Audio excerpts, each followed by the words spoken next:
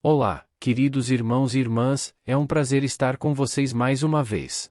Hoje vamos analisar um dos capítulos mais importantes e reveladores da Bíblia, o capítulo 24 do Evangelho de Mateus. Nele, Jesus nos conta sobre os sinais que marcarão a sua segunda vinda e o fim dos tempos. Ele também nos orienta sobre os perigos e as provações que os seus discípulos enfrentarão nesse período. Você quer saber mais sobre esse assunto? Você quer estar preparado e alerta para a vinda de Jesus? Então, fique ligado e assista a esse vídeo, que vai te inspirar e te fortalecer a seguir a Jesus em meio a um mundo em crise. Vamos nessa? Jesus caminhava pelo Templo de Jerusalém, o lugar mais sagrado para o seu povo, onde a presença de Deus se manifestava de forma especial. Era ali que os judeus ofereciam sacrifícios, oravam e adoravam a Deus. Os discípulos o acompanhavam, impressionados com a beleza e a grandiosidade do templo, que havia sido construído pelo rei Herodes, o Grande, como um sinal de seu poder e riqueza. Eles admiravam as enormes pedras, os ornamentos de ouro, as colunas esculpidas, os altares majestosos. Eles queriam mostrar a Jesus o quanto eles se orgulhavam do templo, que parecia inabalável e eterno.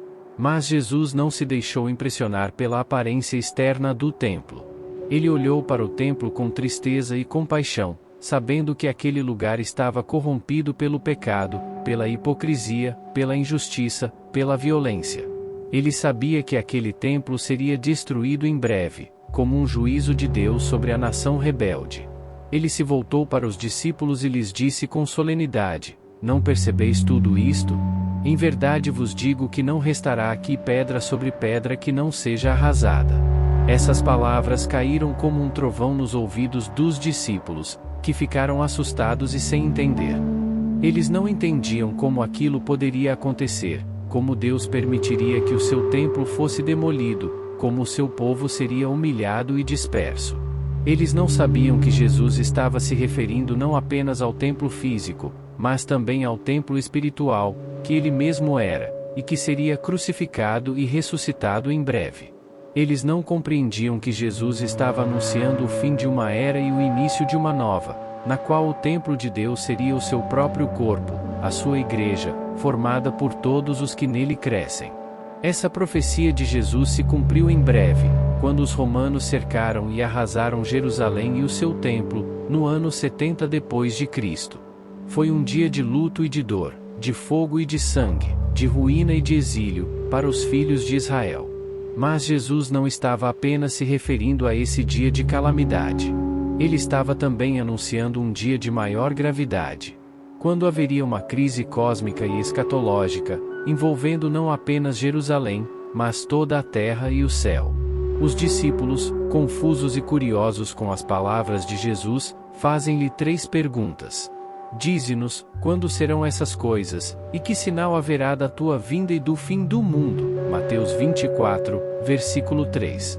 Eles queriam saber quando e como se daria o fim da história e o início da eternidade, quando Jesus voltaria em poder e glória, para julgar os vivos e os mortos, e para restaurar todas as coisas. Eles esperavam que isso acontecesse logo, mas Jesus lhes mostra que não seria tão rápido assim. Ele lhes dá uma série de sinais que indicariam a iminência do fim, mas também os adverte que eles deveriam estar preparados para enfrentar muitas tribulações e tentações antes da sua vinda. O primeiro sinal que Jesus menciona é o aparecimento de falsos cristos e falsos profetas, que viriam em seu nome, dizendo: "Eu sou o Cristo", e enganariam a muitos. Mateus 24, versículos 4 e 5. Esses enganadores se aproveitariam da sede e da fome das pessoas pelo retorno de Jesus, e ofereceriam água e pão envenenados, falsas promessas e falsos milagres. Eles fariam grandes sinais e prodígios, tão fascinantes que, se possível fora, enganariam até os escolhidos. Por isso, Jesus alerta os seus discípulos para que não se deixem seduzir por esses falsários, e para que não sigam atrás deles, nem creiam nas suas mentiras. Ele diz que a sua vinda será tão clara e evidente como o relâmpago que sai do Oriente e se mostra até ao Ocidente. Ninguém precisará anunciar ou apontar para ela, pois todos a verão e reconhecerão. O segundo sinal que Jesus menciona é o aumento das guerras e dos rumores de guerras, das nações e dos reinos se levantando uns contra os outros. Esses conflitos seriam uma expressão da maldade e da opressão que dominam o mundo, e que causam angústia e aflição para muitas pessoas. Eles também seriam um anúncio da guerra final, quando as forças do mal se oporiam ao reino de Deus. Jesus diz que essas guerras são inevitáveis, mas que não devem assustar os seus discípulos, pois elas não significam o fim, mas apenas o princípio das dores. Mateus 24, versículo 8. Ele também diz que eles não devem se envolver nessas guerras, nem tomar partido delas, mas sim proclamar o evangelho da paz e da reconciliação. No meio do caos e da confusão, Jesus anuncia o terceiro sinal: o surgimento de fomes, pestes e terremotos em vários lugares. Esses fenômenos seriam um reflexo dos pecados e das maldades humanas, que afetam não apenas as relações sociais, mas também a ordem natural. Eles também seriam um aviso da fragilidade e da instabilidade da criação, que geme e espera pela libertação dos filhos de Deus. Romanos capítulo 8, versículos 19 ao 22. Jesus diz que essas calamidades também fazem parte do princípio das dores, e que elas devem despertar nos seus discípulos uma compaixão e uma solidariedade pelos que sofrem, e um anseio e uma esperança pela restauração de todas as coisas. E agora, no meio da violência e da injustiça, Jesus anuncia o quarto sinal: a perseguição e o ódio que os seus seguidores enfrentariam por causa do seu nome. Ele diz que eles seriam entregues para serem atormentados e mortos, e que seriam odiados por todas as nações. Ele diz que isso aconteceria porque o mundo jaz no maligno, e porque as trevas não suportam a luz. Ele diz que nesse tempo muitos se escandalizariam, e se trairiam e se odiariam uns aos outros. Ele diz que a iniquidade se multiplicaria, e que o amor de muitos esfriaria. Mas ele também diz que aquele que perseverar até ao fim, esse será salvo. Mateus 24, versículo 13. Ele diz que o seu evangelho do reino seria pregado em todo o mundo, em testemunho a todas as nações, e que então viria o fim. Ele diz que os seus discípulos deveriam ser fiéis e corajosos, e que não deveriam temer os que matam o corpo, mas não podem matar a alma. E no meio da apostasia e da idolatria, Jesus anuncia o quinto sinal: a abominação da desolação, de que falou o profeta Daniel, no lugar santo. Esse sinal é o mais misterioso e controverso de todos, e tem sido interpretado de várias formas ao longo da história. Alguns entendem que ele se refere à profanação do Templo de Jerusalém pelos romanos, no século II a.C., quando o rei da Síria, Antíoco IV Epifânio, invadiu a cidade sagrada de Jerusalém e profanou o segundo templo, o lugar mais sagrado para os judeus. Ele não respeitou a fé e a cultura dos judeus, e tentou impor a sua própria religião, baseada nos deuses gregos. Ele proibiu os judeus de praticarem os seus rituais, de lerem a Torá e de circuncidarem os seus filhos. Ele também ordenou que se sacrificassem animais impuros, como porcos, no altar do templo, o que era uma ofensa grave para os judeus. Para completar a sua afronta, ele colocou uma estátua de Zeus, o deus supremo dos gregos, dentro do templo, o que era uma abominação para os judeus, que acreditavam em um único Deus invisível. Outros entendem que ele se refere à apostasia da igreja, que se corrompeu com as doutrinas e as práticas do mundo. Outros ainda entendem que ele se refere à manifestação do Anticristo, que se oporá a Deus e se exaltará acima de tudo o que se chama Deus ou é objeto de culto. Segunda aos Tessalonicenses, capítulo 2, versículos 3 e 4. Seja qual for o significado exato desse sinal, ele representa uma grave ofensa e uma séria ameaça à adoração e à fidelidade a Deus. Por isso, Jesus diz que, quando seus discípulos virem esse sinal, devem fugir para os montes, sem olhar para trás. Pois haverá uma grande tribulação, como nunca houve desde o princípio do mundo até agora, nem tampouco haverá jamais. Ele diz que esses dias serão abreviados por causa dos escolhidos. Pois se não fossem, nenhuma carne se salvaria. Ele diz que os seus discípulos devem estar atentos e vigilantes. e não se deixarem seduzir pelos falsos cristos e falsos profetas que surgirão nesse tempo. No meio do universo em agonia, Jesus anuncia o sexto sinal: o escurecimento do sol e da lua, e a queda das estrelas do céu. Esse sinal é uma metáfora que expressa a convulsão e a transformação do universo, diante da intervenção soberana e poderosa de Deus. Ele também é uma alusão às profecias do Antigo Testamento, que usam imagens semelhantes para descrever o dia do Senhor, o dia do juízo e da salvação, como falaram os profetas Isaías, Joel e Amós. Logo depois da tribulação daqueles dias, esses sinais cósmicos acontecerão, e então aparecerá no céu o sinal do Filho do Homem. Esse sinal é a manifestação gloriosa e triunfante de Jesus, que virá sobre as nuvens do céu, com poder e grande glória. Ele diz que, nesse momento, ele enviará os seus anjos, com rijo clamor de trombeta, e eles reunirão os seus escolhidos, de uma a outra extremidade dos céus.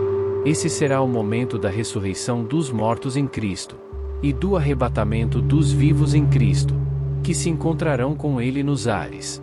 Conforme nós lemos em 1 aos Tessalonicenses, capítulo 4, versículos 16 e 17 que diz: Porque o mesmo Senhor descerá do céu com alarido, e com voz de arcanjo, e com a trombeta de Deus, e os que morreram em Cristo ressuscitarão primeiro.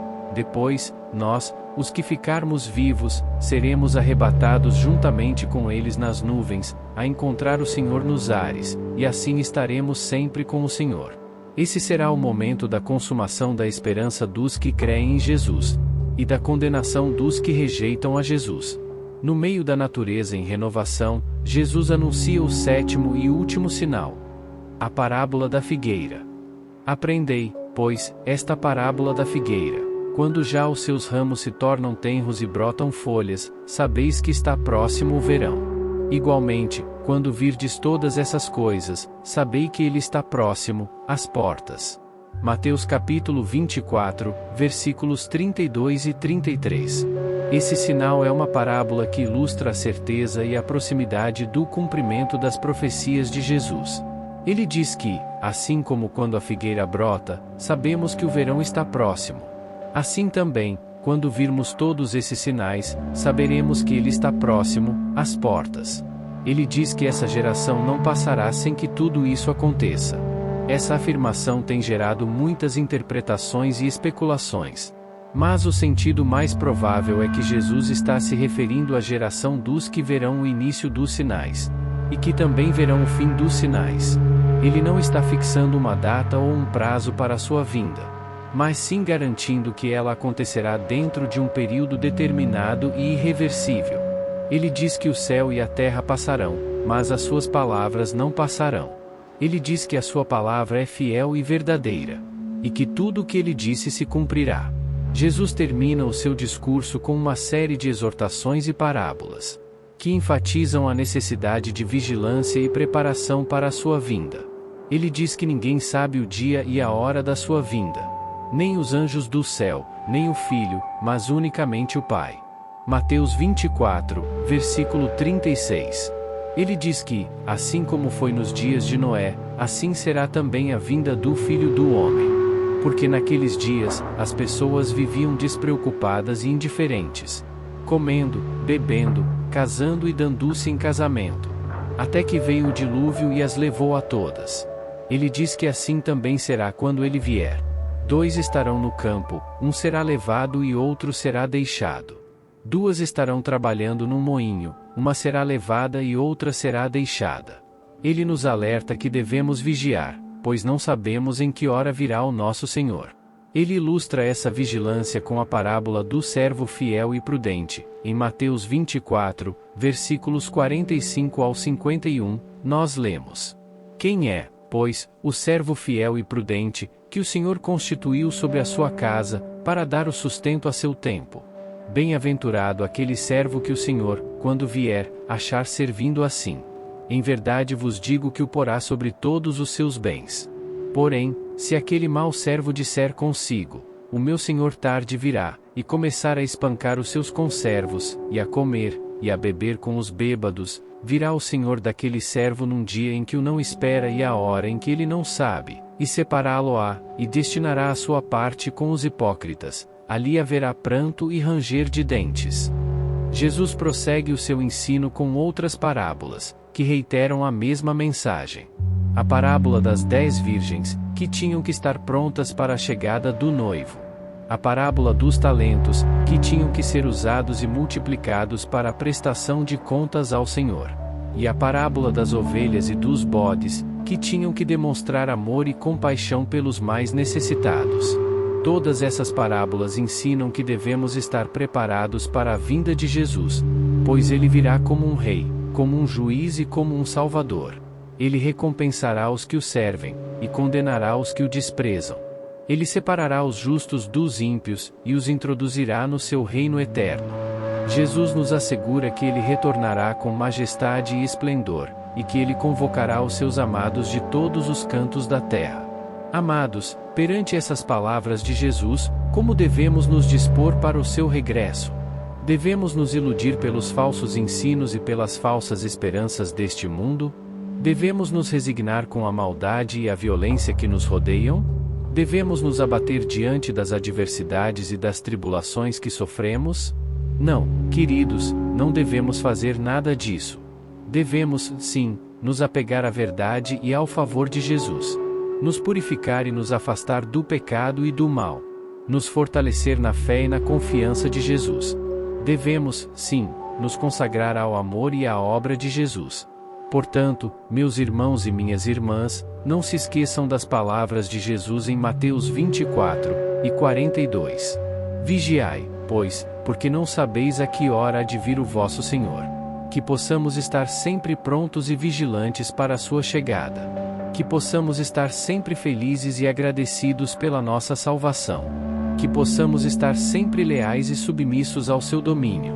Que o Senhor Jesus abençoe a todos.